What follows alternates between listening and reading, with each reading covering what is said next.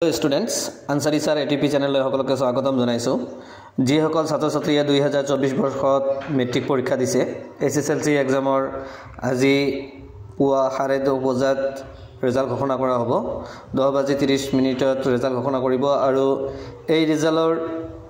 software copy PDF copy download কৰি ল'ব পাৰিব ৰিজাল্টটো চাব পাৰিব 10টা ওয়েবসাইটত উপলব্ধ হ'ব ফলাফল http://sebaonline.org 2 নম্বৰত আছে resultassam.nic.in 3 নম্বৰত www.indiaresults.com 4 নম্বৰত আছে www.resultshiksha 5 নম্বৰত www.assamshiksha